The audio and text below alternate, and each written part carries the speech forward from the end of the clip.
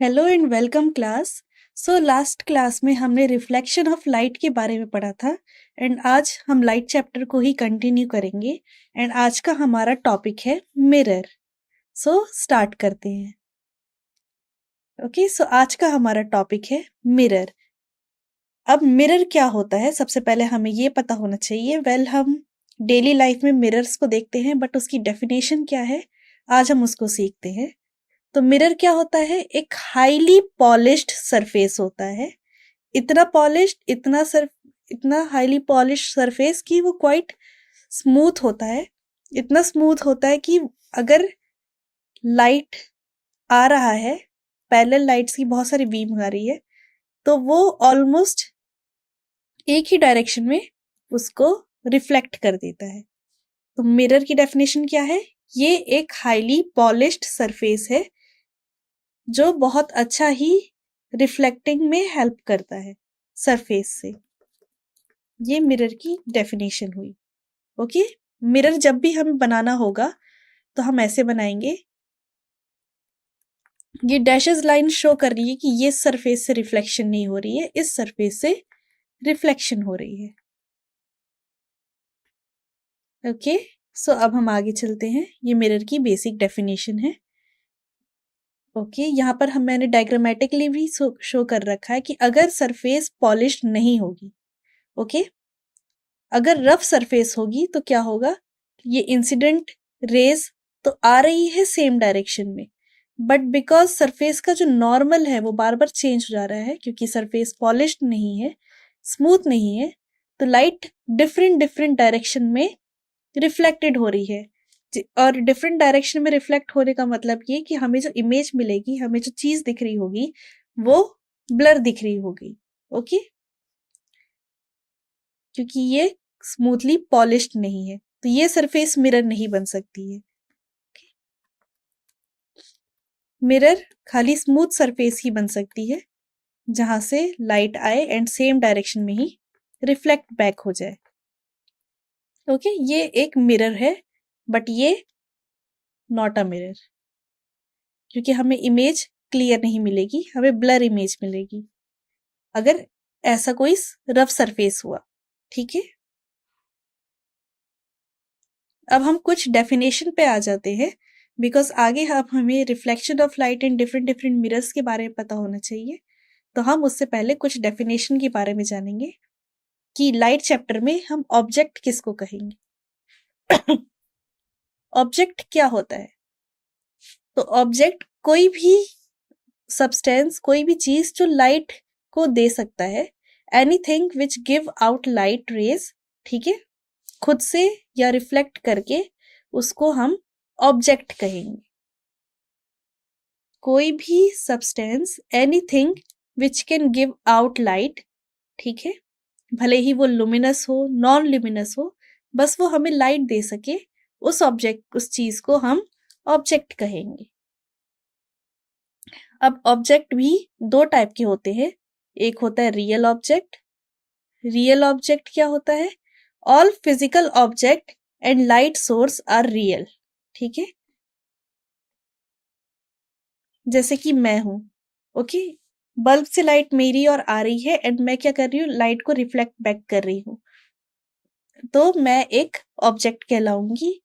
सो कोई भी फिजिकल चीज या फिर लाइट सोर्स जो कि रियली प्रेजेंट है, उसको हम रियल ऑब्जेक्ट कहेंगे।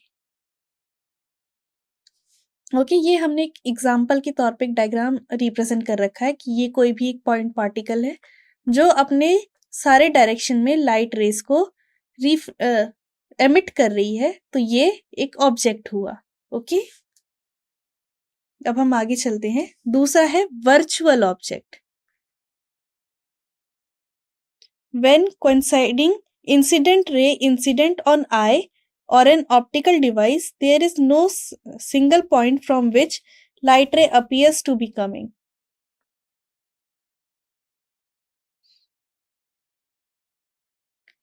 वर्चुअल ऑब्जेक्ट कैसा हुआ कि मान लीजिए पहली चीज तो यहां पर ये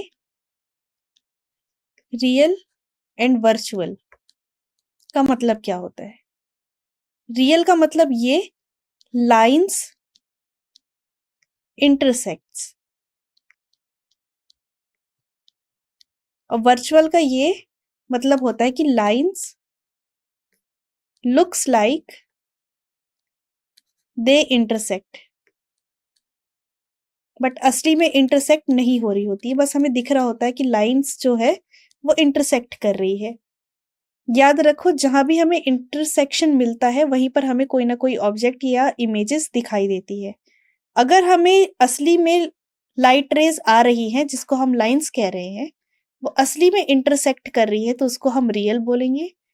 एंड मान लीजिए कि वो असली में इंटरसेक्ट नहीं कर रही है, लाइट रेस ऐसे जा रही है, बट हमें लग रहा है कि यहाँ पर लाइन क्या हो रही होगी, इंटरसेक्ट कर रही होगी।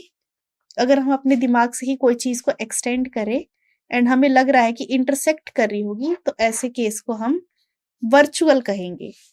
ठीक है, तो जैसे कि हमारी आंखें हैं, उसमें हमें लगता है कि लाइंस रियली में इंटरसेक्ट कर रही है बट इंटरसेक्ट नहीं कर रही होती हैं। तो ऐसे ऑब्जेक्ट को जो हमारा आईज बना रहा होता है उसको हम वर्चुअल ऑब्जेक्ट कहते हैं। ओके, अब हम आगे बढ़ते हैं। Object, the reproduction of object formed by the mirror और lens is called image. Okay, अब इमेज की डेफिनेशन क्या है? आप मिरर के सामने खड़े हो, ओके, या आप एक ऑब्जेक्ट हो बिकॉज आप लाइट को एमिट कर रहे हो। ठीक है, एंड आपकी वजह से आपका ही एक क्लोन यहाँ मिरर पे बन जाता है। तो ये जो क्लोन बना है रियल में कोई ऑब्जेक्ट नहीं है, आपका ही रिप्रोडक्शन है, तो इसको बोला जाएगा इमेज। ओके, तो ये इमेज की डेफिनेशन हुई। अब हम आगे चलते हैं। ओके, तो कोई सोर्स था, उसने लाइट क्या करा, एमिट किया, तो उसको हमने ऑब्जेक्ट बोला। अब ये सारे की सारी जो एमिटेड लाइन थी वो कहीं पर जाके इंटरसेक्ट कर रही है। रियली और वर्चुअली हमें नहीं पता, बस इंटरसेक्ट कर रही है, तो ये क्या हो जाएगा, ये इमेज हो जाएगा।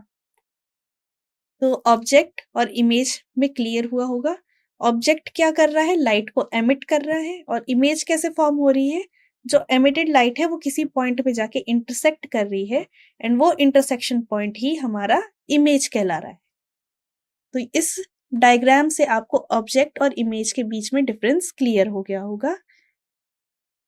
ओके, अब इमेज भी दो टाइप की हो सकती है, real image and virtual image. Real image वो जहां पर लाइन एक्चुअली में कन्वर्ज या इंटरसेक्ट कर रही होती है। An image which is formed by actual convergence of the ray of light is called real image. जब लाइन एक्चुअली में कन्वर्ज कर रही होती है, वो सच्ची में कन्वर्ज कर रही होती किसी एक पॉइंट में, तब उस वहां पर जो इमेज फॉर्म हो रही होती है उस इमेज को कहते हैं रियल इमेज। एंड जब रियली कन्वर्ज नहीं कर रही होती, बस हमें लग रहा होता है कि लाइंस क्या हो रही है, कन्वर्ज कर रही है। फॉर एग्जाम्पल हम आगे हम पढ़ेंगे कॉन्वेक्स लेंस, कॉन्वेक्स मिरर्स के बारे में। उसका शेप कुछ ऐसा होता है, लाइंस आती है, टकराती है, दूर भाग जाती है। ओके, तो आप देख रहे हो कि लाइंस असली में कभी भी कन्वर्ज नहीं कर सकती, बट हमें फील होता है कि अगर इस लाइन को एक्सटेंड किया जाए तो पीछे मिरर के पीछे कोई एक पॉइंट आएगा जहां पर क्या लाइंस क्या हो रही होगी, कन्वर्ज कर सकती होगी। तो उस पॉइंट पे जो इमेज फॉर्म हो रहा होगा उसको हम वर्चुअल इमेज कहेंगे। ओके, हमेशा याद रखना कि जो रियल इमेज होती है उसको हम स्क्रीन पे ऑब्टेन्ड कर सकते हैं, but virtual image can not be obtained on a screen.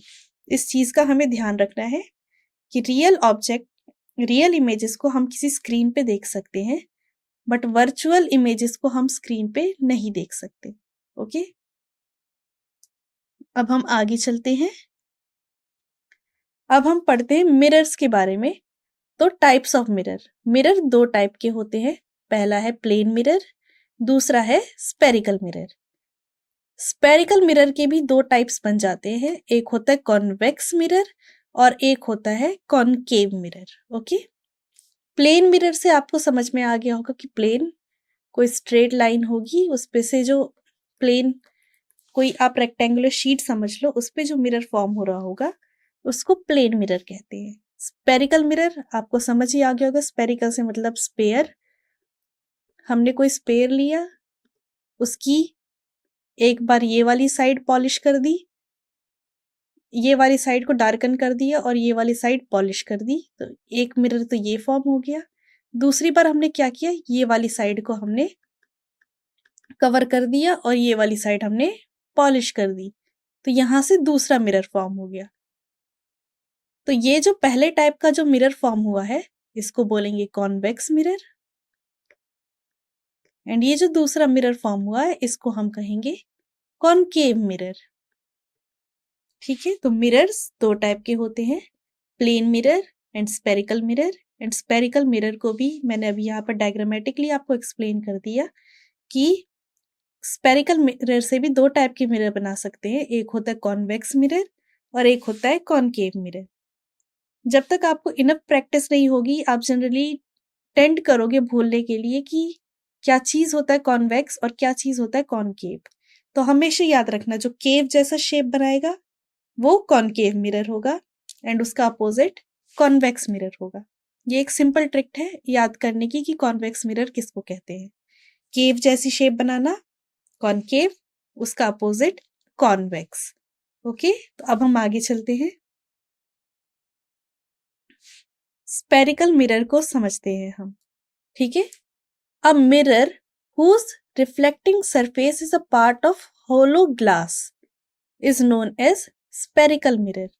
जैसे कि ये एक टाइप का मिरर है, अगर इसको आप कंप्लीट करें तो ये एक स्पेयर फॉर्म हो जाएगा। ओके, तो इसको क्या बोलेंगे हम, स्पेरिकल मिरर। तो यही लाइन कही गई है कि a mirror whose reflecting surface, जिसकी रिफ्लेक्टिंग सरफेस पार्ट है किसी होलो ग्लास की, ठीक है, hollow of glass is known as spherical mirror. For example, spherical mirror के एग्जाम्पल्स, ठीक है, dentist used a curved mirror. ठीक है, डेंटिस्ट हमेशा कर्व्ड मिरर का यूज करते हैं हमारे टीथ को क्लोजली एग्जामिन करने के लिए। आप देखते होगे, अगर आप में से कोई कभी डेंटिस्ट के पास विजिट किया होगा तो वो आपके मुंह में मिरर्स डाल के देखते हैं ताकि आपके टीथ को एग्जामिन कर सके कि कहाँ कैविटी है, कहाँ प्रॉब्लम है। तो वो कर्व्ड मिरर का यूज करते हैं, वो कर्व्ड मिरर या तो कॉन्वेक्स होता है या कॉनकेव होता है, एंड वो स्पेरिकल मिरर के पार्ट में आता है। Large curved mirror are used in telescope at observatories. जो बड़े बड़े कर्व्ड मिरर होते हैं, लार्ज स्केल पे जो बनाए जाते हैं बड़े से कर्व्ड मिरर, वो जनरली टेलीस्कोप में यूज किए जाते हैं, बड़ी बड़ी ऑब्जर्वेटरीज में। ठीक है, इसके एप्लीकेशन के बारे में हम आगे और डिटेल में पढ़ाई करेंगे।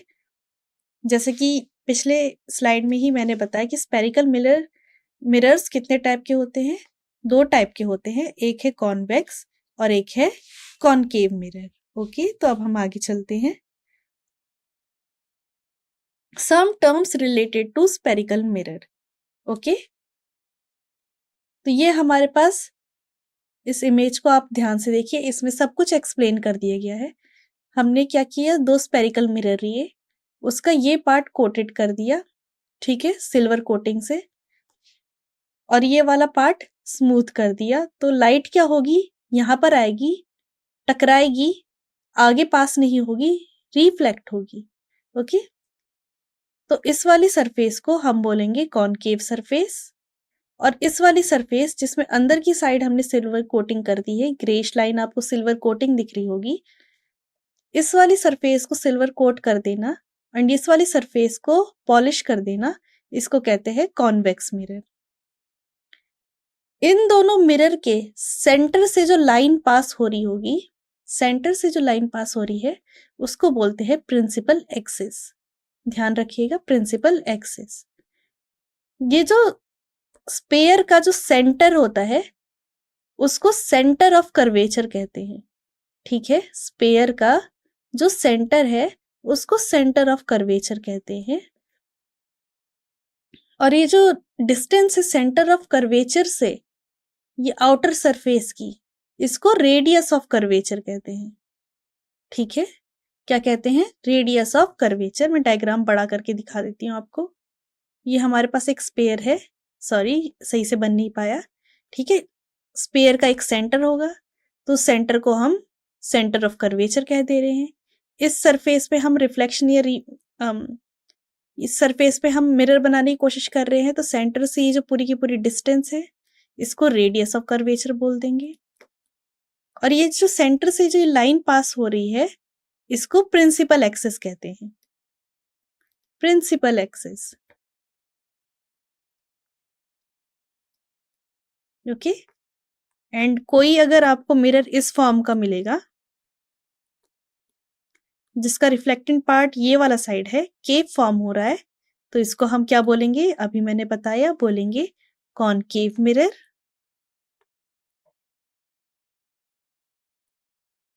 एंड कोई आपको मिरर मिलेगा जिसका ये वाला साइड कोटेड है एंड इस वाले साइड से रिफ्लेक्शन हो रहा है, तो इसको क्या बोलेंगे? बिकॉज ये कॉनकेव का अपोजिट है, तो इसको क्या बोलेंगे हम? Convex mirror. क्या बोलेंगे? Convex mirror.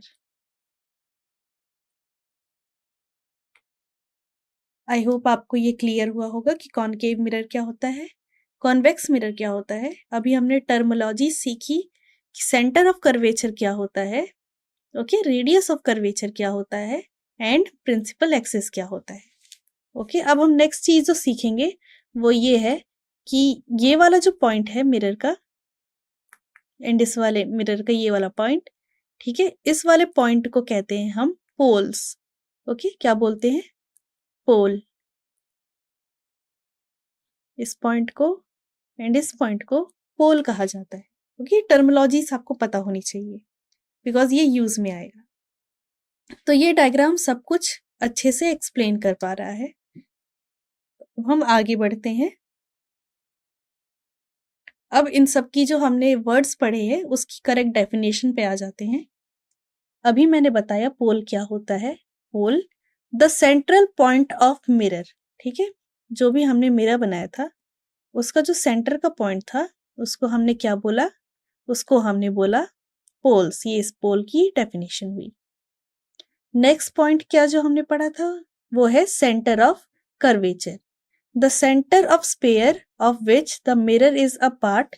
ठीक है, ये मिरर जिस स्पेयर का पार्ट था, ठीक है, जिस स्पेयर का पार्ट था उस स्पेयर का जो सेंटर है उसको क्या बोलेंगे? Centre of curvature. क्या बोलेंगे? Centre of curvature. फिर थर्ड डेफिनेशन है रेडियस ऑफ कर्वेचर की। सेंटर ऑफ कर्वेचर से पोल के बीच की डिस्टेंस, ओके, उसको क्या बोलेंगे हम? Radius of curvature. The radius of the sphere of which the mirror is a part is called radius of curvature. Okay, तो आपको डेफिनेशन पता चल गई होगी pole, centre of curvature and radius of curvature की। अब हम आगे चलते हैं। Some terms related to spherical mirror. ठीक है, अब कुछ नए टर्म्स। पहली टर्म जो हम अभी पढ़ चुके हैं वो है प्रिंसिपल एक्सिस। ठीक है, जो स्ट्रेट लाइन जो pole and centre of curvature को ज्वाइन कर रही थी, ये हमारा मिरर था, ये हमारा पोल है, ये हमारा सेंटर ऑफ कर्वेचर है। एंड जो line pole and centre of curvature को ज्वाइन कर रही है उसको क्या नाम दिया है हमने? उसको नाम दिया है हमने प्रिंसिपल एक्सिस। क्या बोला है? Principal axis. ठीक है, तो ये प्रिंसिपल एक्सिस की डेफिनेशन है। नेक्स्ट जो डेफिनेशन है, नया वर्ड आया है आपके सामने, वो है फोकल प्लेन। ठीक है, अब फोकल प्लेन क्या होता है? A plane passing through the principal focus. अब फोकस क्या होता है? सबसे पहले हमें पता होना चाहिए कि फोकस क्या होता है। वो point where all parallel line after reflection, intersect.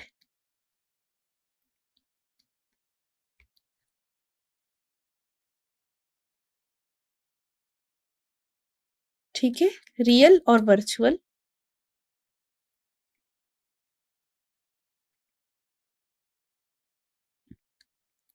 ठीक है, तो वो पॉइंट जैसे कि मान लो हमने कॉनकेव मिरर ले लिया, ओके, ये हमारा कॉनकेव मिरर है। हमने क्या किया, कॉनकेव मिरर में बहुत सारी पैरेलल लाइंस भेजी, ओके, एंड सारी की सारी जो भी पैरेलल लाइंस थी वो रिफ्लेक्ट हुई एंड किसी एक पॉइंट पे जाकर मिली। तो यहाँ पर जो लाइन्स है वो एक्चुअली में मीट कर रही है, तो यहाँ पर जो इमेज फॉर्म हो रही होगी वो रियल फॉर्म हो रही होगी एंड इस पॉइंट को कहा जाएगा फोकस। ठीक है, अब नेक्स्ट एग्जांपल लेते हैं कॉन्वेक्स का। ये हमारे पास एक कॉन्वेक्स मिरर है। ठीक है, कॉन्वेक्स मिरर में क्या होता है, सारी की सारी जो लाइन आती है वो एक दूसरे से दूर भागती है, पर वर्चुअली अगर हम इन लाइंस को एक्सटेंड करें तो ये सारी की सारी लाइन मिरर के पीछे एक पॉइंट में मिल रही होती है। तो यहाँ पर लाइन एक्चुअली में नहीं मिल रही है, वर्चुअली मिल रही है, बट मिल रही है, तो इस पॉइंट को कहा जाएगा फोकस।